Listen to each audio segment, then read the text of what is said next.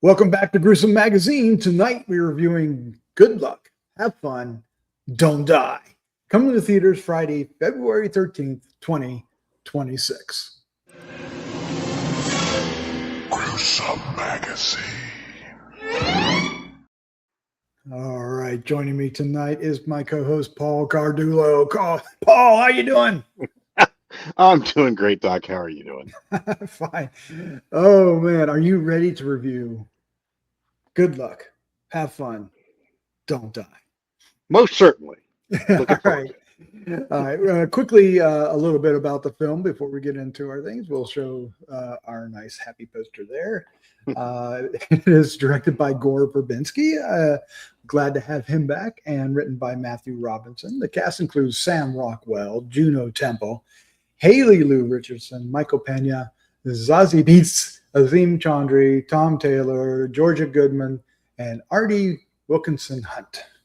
And the synopsis goes, a man from the future arrives at a diner in LA where he must recruit the precise combination of disgruntled patrons to join him on a one-night quest to save the world from a terminal threat of a rogue artificial intelligence. And if you want to get a good look at the cast, here you go. This is a great one just to see all the cast and what they're looking at. It's actually kind of funny, but we won't spoil what that is. What we will do, however, is share our first impressions. And Paul, I've been talking too much. Paul, what is your first impression of Good Luck, Have Fun, Don't Die? I liked it a whole lot. It's fun, but also it's a bit darker than the trailer implies. It can get kind of dark, but it is still quite fun. And I didn't die. So yet. So as far as I know. But you had So good yeah. luck. I had good luck. Yeah, I had good luck. I had fun. I didn't die. So yeah, no, it was a blast. What do you think? It was blessed. I absolutely adore this movie. It is easily my favorite movie of the year so far, but we're only in mid-February, so the bar isn't that high. But this hit all the right notes for me. It had, the time travel-y kind of thing, the AI worry that we all have right now, concerns and whatnot and then other social commentary is mixed in there as well. It's both funny at times, it's action at times, it's pure sci-fi at other times, and for me, it was amazing all the way throughout. What I worry about, however, is that it won't really find its audience on its theatrical release. I worry about that. What I think will happen is this will, over time, become a cult classic. This thing really has some depth to it and really gets into areas and makes you think, and you come away and with a great discussion that we had about what in the heck does all this mean? And that's what I love. I love a film that generates discussion. And unfortunately, we can't share that discussion because it would be all spoilers. This is definitely one of those films you want to see with somebody else because afterwards you want to sit and talk about it. What did it mean? What was this? Or did you catch this? Or what was that? Or what was the, it's definitely one that bears discussion for the plot, but also the themes. It's good to have Gore Verbinski back. It's been like 10 years, I think, since he's directed something. It feels like that, yeah. It's been a while. But yeah, it was really fun. I liked it a lot. I mean, I think it does. Its theme is it's not subtle in terms of what it wants to say. I think, but that doesn't matter. I think it's fine. There's anything with Sam Rockwell is great, and he definitely gives like a kind of a monologue early on, and it's very on the nose. But I think it needs to be. It is very much so. And I mean, and the social satire is there, but it's very much, again, it's not subtle, but it works. It works completely well within the story and with the film. It doesn't. So that's not saying that doesn't detract from it. Not everything has to be under layers of mystery as to what they're trying to say. Yeah. Now it does have its mysteries. Certainly. Yeah. I would suggest that some of the twists are worn on the sleeve. Oh yeah, But I think that's kind of the charm and fun of it. yeah. And yeah, I loved all the characters. One thing we will share that is a structure spoiler, but it's worth noting is that as we're introduced to more and more characters, we do get their backstories and like little chapters, and I found those absolutely delicious. I really enjoyed spending time with this group of characters that he gathers and finding out their backstories and his as well. Oh yeah, it is, and it works really well. That kind of, like you said, that kind of the way they've got those chapters set up and doing them as backstories in terms of, you're going into the story and then you go find out how the people kind of got there, and a lot of things tie together really well. Like I said, it does get pretty dark, but Some of the themes and what it's talking some about. Some of the commentary is what it is. some of the Right? commentary and satire is dark satire, but it works real well. And again, I think it's in service of the messages it's trying to have. And again, they're not subtle, but I think sometimes, every once in a while, I think society needs to be picked up and smacked around a bit to say, hey, look, this is what we're saying. Yeah, and I think that it does that. It does a good job with that. So I thought that. I was going to say I like how it you get a strong feeling that Sam Rockwell's character is just a it's just he's crazy. You think he's crazy. You think he's unbelievable. He's not a narrator that you can believe what he's trying to say. However, our characters are curious enough about what he's doing to follow along and brings us along the ride in that respect because we don't know right away. And of course, as the film unravels, we learn more and more. But I think Haley Lu Richardson's character, she says it best. She goes, I just want to see how this turns out. No, I mean, I was fully invested in it. I mean, this is not a short film. It's 2 hours and 14 minutes. 2 hours, 14 minutes. But I mean, I was fully invested and carried along, and there's like there's like one or two places to me that just dipped a little bit in terms of where it could have been edited a little tighter, but generally it pulled me along. It didn't feel like the 2 hours and 15 minutes, and I was invested. I wanted to see, like you said, I want to see, just like that character, I want to see where this goes. It could go this way, it could be, you want to see where it's heading. So yeah, it was fascinating. It was really fun. And again, the action set pieces. I mean, it's Gore Verbinsky, so he knows what he's doing there.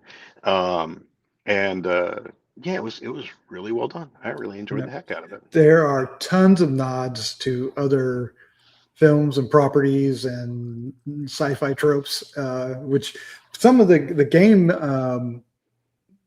nods that I didn't recognize you were pointing out as we were watching it. Oh yeah, I was like, hey, wait a second, that's from that. And there, but it's not like a look at this reference. It's more like something might just be kind of in the background. It's right. not a look at that, look at this. It's just sort of like, it's more like, look at that. Yeah, but if you pay attention, it may actually have more to do with the film than you think. It did actually, because I think when Doc, you and I had kind of talked about, what is this? And you were like, well, I think it's blah, blah, blah. And I said, oh wow, I didn't think about that. I was thinking this, but then looking at some of the things we saw, I go back and go, well, actually, your thought of it's blah, blah, blah, is like, oh wow, this thing over here really kind of supports what you were saying about this. I mean, it's like that. Maybe that is what's going on.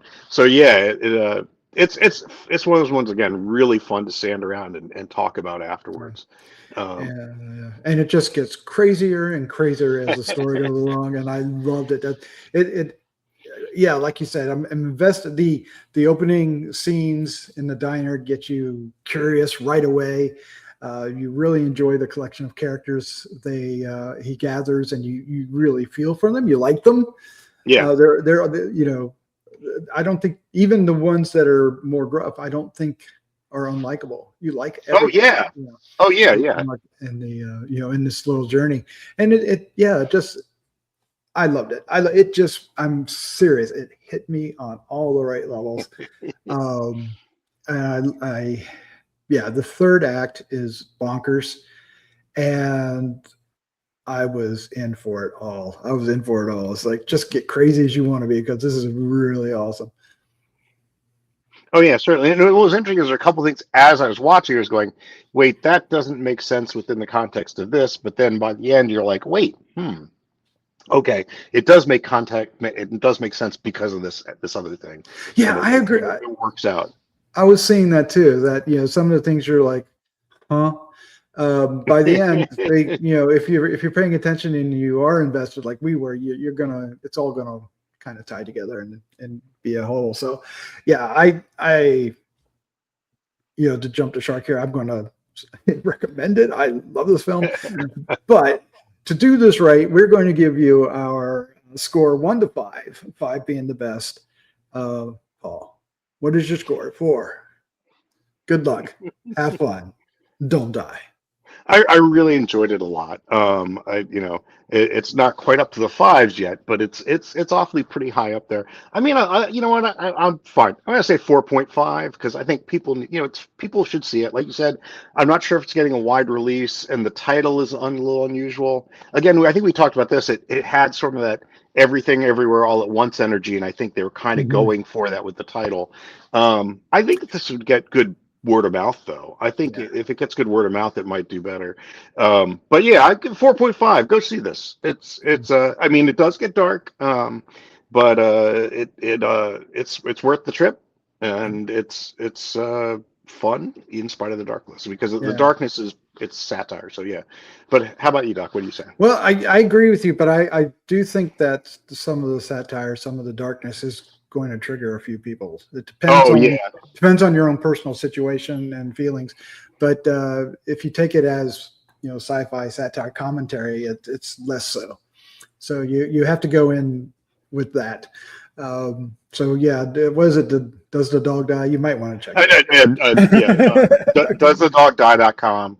You can usually check and see it'll give you mostly spoilerish free things about various and sundry triggers. Yeah, and we don't want to say it here because I feel that saying it is a spoiler. But it is, yeah. But I mean, if you feel like you might be triggered on, you're like, I wonder how I'll be triggered by this. Go to doesthedogdie.com, and I'm sure they'll have the film there, and you can see what it lists. Absolutely.